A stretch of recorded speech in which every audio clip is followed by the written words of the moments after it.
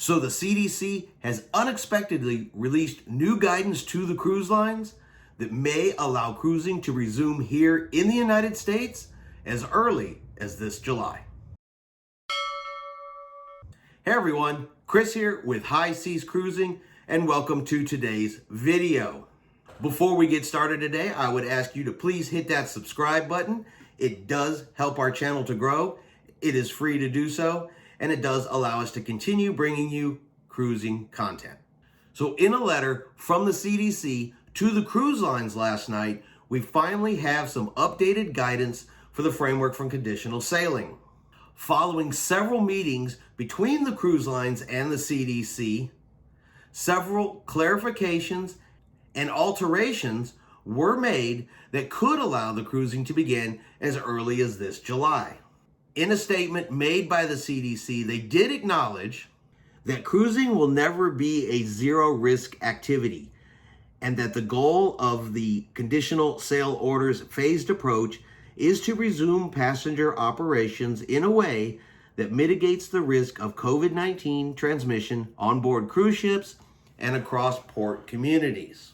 So at least they're acknowledging that getting down to an absolute zero risk was never an honest-to-God reality. You can't get to a zero risk in any other location, your grocery store. You can't even get to zero risk in your home. So the CDC is acknowledging that the cruise lines, like everybody else, will never be zero risk. So there were 5 changes made to Section 2A of the Framework for Conditional Sailing that was released at the beginning of April. So number 1, ships will be able to bypass the previously required test voyages and move directly to revenue-generating sailings if 98% of the crew members and 95% of the passengers are fully vaccinated. So while the CDC is not coming out saying you must be fully vaccinated, crew and passenger, they have put it in there at least that if the crew and the passengers are vaccinated, they can skip the test sailings altogether and go right into revenue cruising. And several of the cruise lines have indicated that that is what they would like to do. Norwegian and Royal Caribbean both have indicated that fully vaccinated crews and passengers is something they would be interested in. Carnival, on the other hand, has kind of gone the other way. And then there is still the issue of Florida, where the governor down there has passed a law that businesses cannot ask your vaccination status. So how that would work with the cruise lines, we just don't know yet. But the second change might be the answer to that. For ships wishing to do simulated voyages, the CDC will now review and respond to applications for these sailings within 5 days, as opposed to the previous review process, which was expected to take up to 60 days. So for the cruise lines that are not going to be fully vaccinated or not require that, they do still have the option of doing the test sailings prior to revenue-generating cruises. Number 3, the CDC plans to update its testing and quarantine requirements for passengers and crew on sailings with paying passengers so as to align with their own current guidance for fully vaccinated people. And that has definitely been an argument that has been talked about for a while, that there seem to be 2 separate sets of rules for fully vaccinated people versus air travel, train, theme parks, and the cruise ships. This basically says that they're going to try to align those more together, as they should have been the whole time.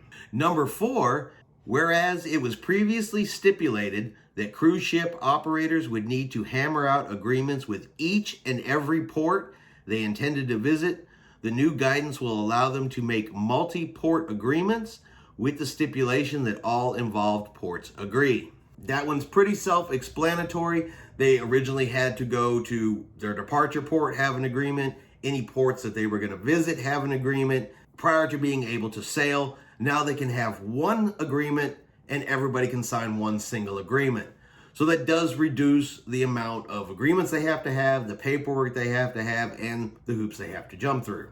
And finally, number 5, the CDC has offered clarified and updated guidance with regard to quarantine guidelines for passengers who've been or may have been exposed to or contracted COVID-19.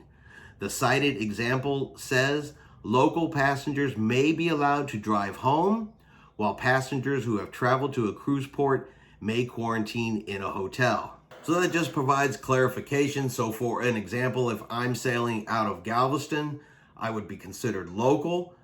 If something was to happen, I would be able to drive home in quarantine. If you had flown into Galveston, say from Chicago or someplace up north like that, you would be quarantining in a hotel. It at least provides some additional clarification and guidance to what would happen if there was an actual outbreak that required quarantine while on a cruise ship. So those are the 5 updated changes that the CDC has released.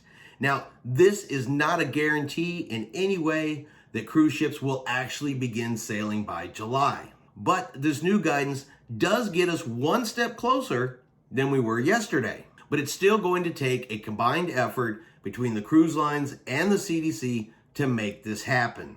So far, none of the cruise lines have made a statement about the new guidances, but it shouldn't be any surprise to them if these came from the meetings that they were having together. They probably already know about it, and it's not going to be a surprise to them. But we'll have to wait and see if they release any kind of statements. Well, I hope you enjoyed today's video. If you did, let's give it a thumbs up. Have yourself a great day, and we will see you out on the high seas.